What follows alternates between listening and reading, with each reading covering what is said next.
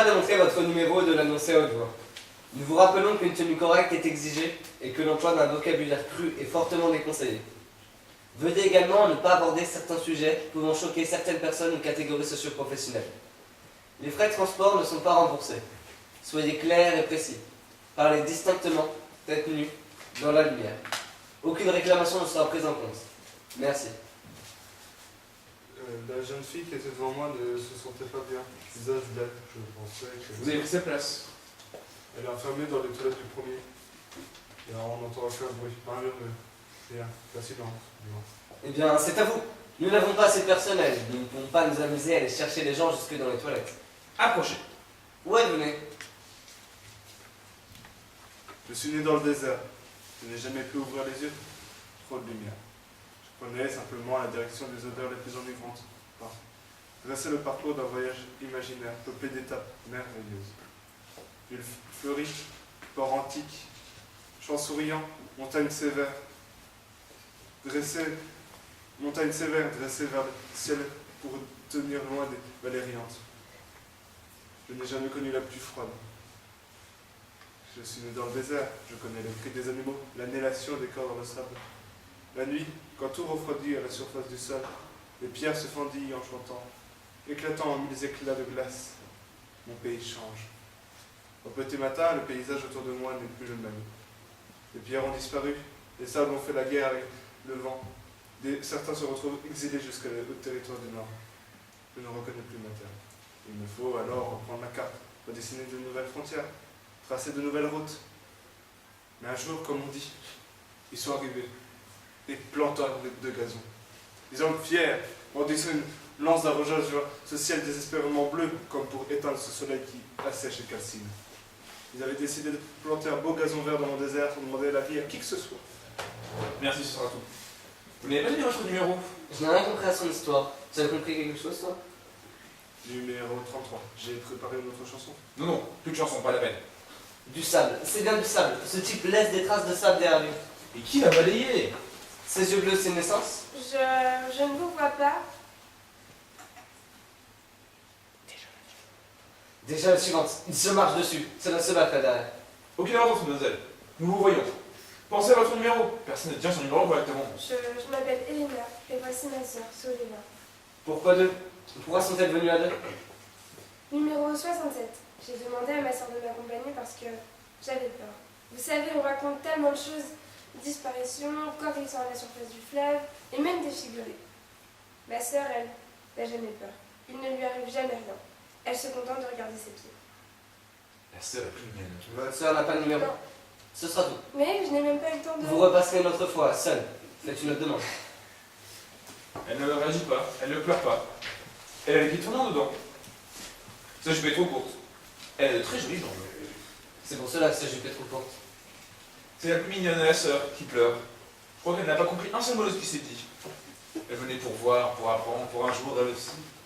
C'est vrai qu'elle était dure à ses pieds. Une jupe trop courte, un corps trop bien dessiné.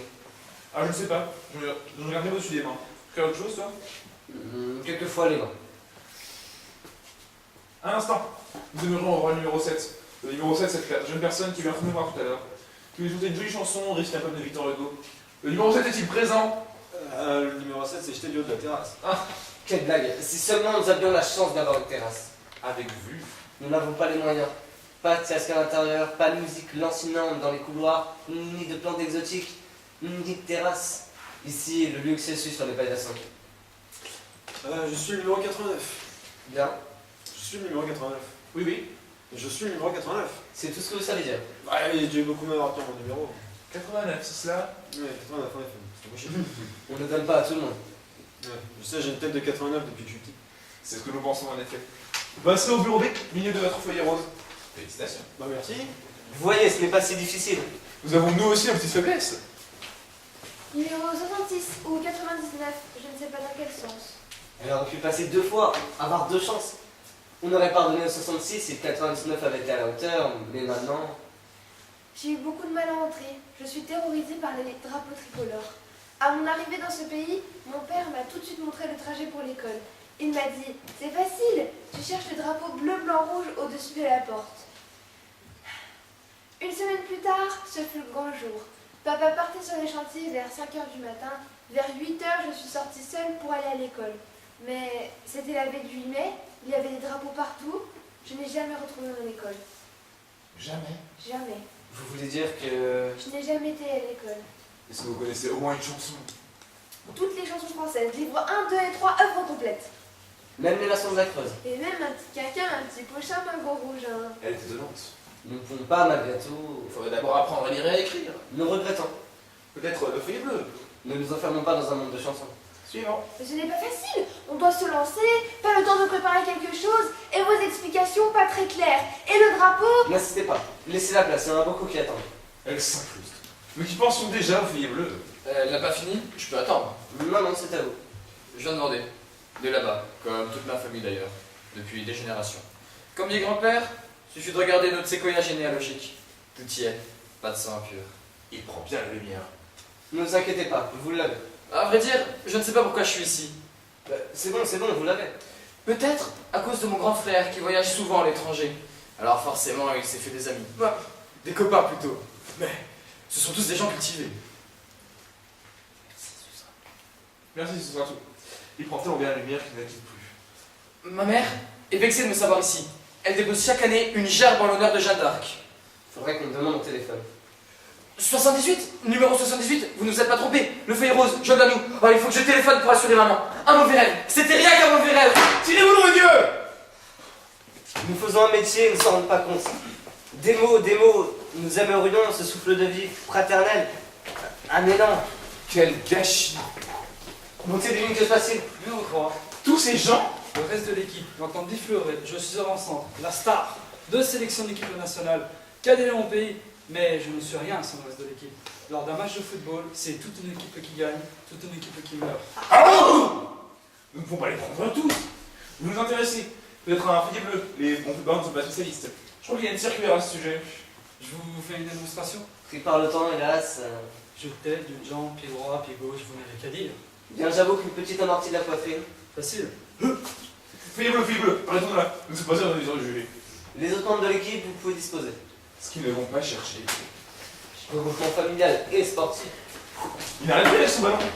C'est pas venir les coulisses. Il dit qu'il ne faut pas jouer au ballon dans les coulisses. Encore un qui ne sait pas son numéro. Bon sang, c'est quand même pas compliqué de tenir un numéro. Je n'ai rien à vous dire.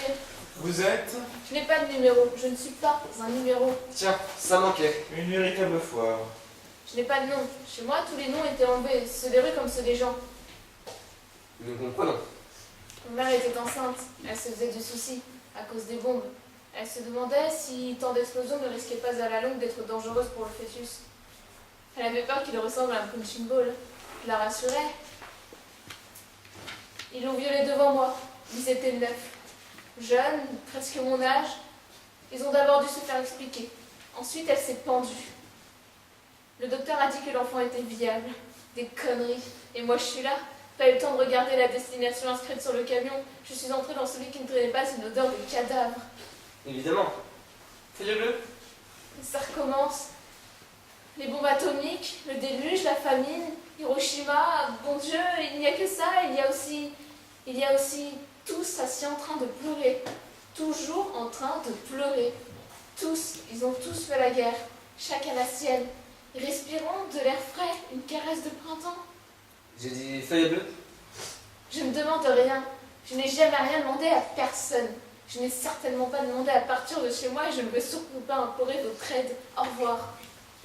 Écoutez, il y a une option spéciale. Une fois que vous avez le feuillet bleu, il vous sera facile. Elle est déjà partie. Beau visage fatigué. Fatigué.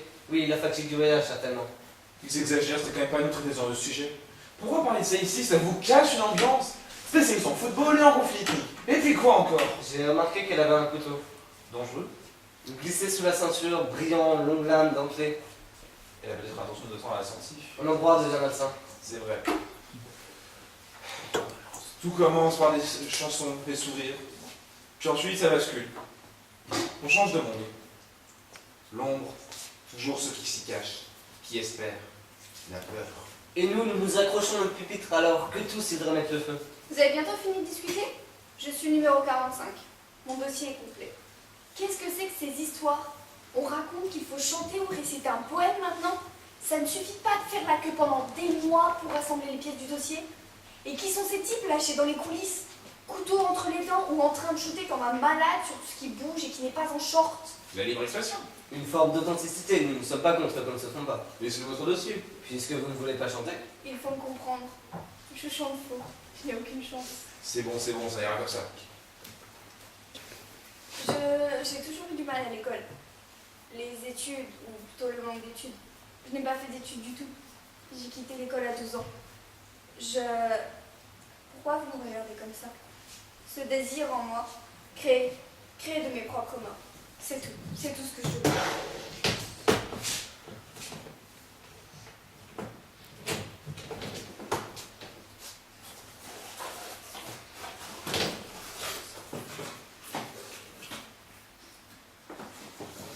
Dieu créa d'abord le soleil, puis la lune, et enfin 2 êtres humains, un homme et une femme. Il les laissa seuls dans un champ immense où il prit soin de planter 2 bananiers. Les bananiers poussèrent et donnèrent bientôt leurs premiers fruits. Un jour, l'homme passant par là cueillit un fruit, puis le mangea. La femme fit aussitôt de même.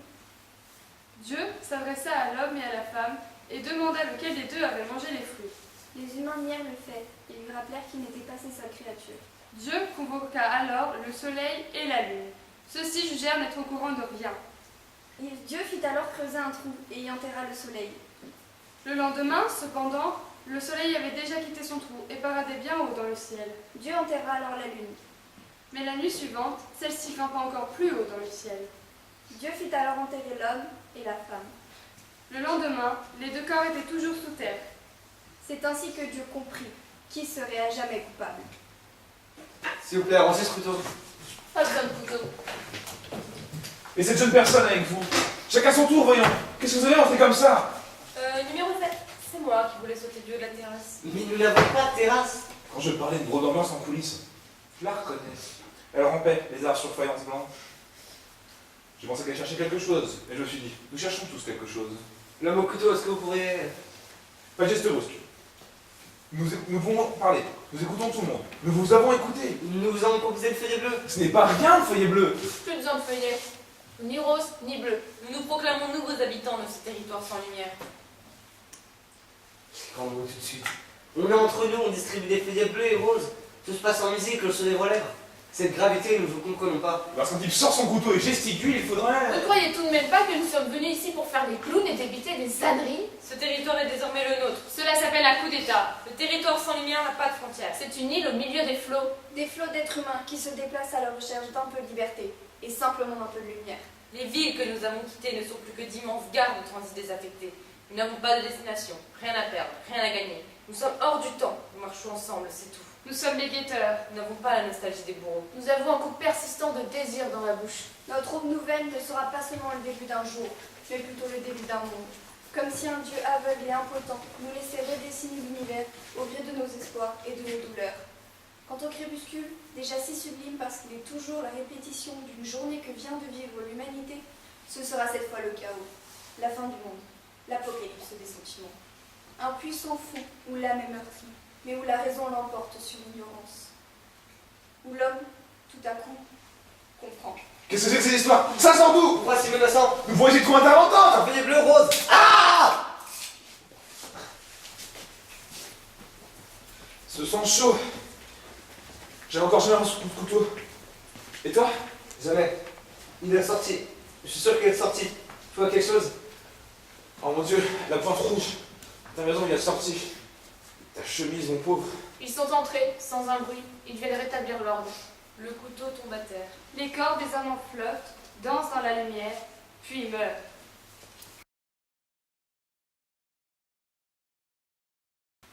Allons, les dames recommenceront. Comment comprendront-ils?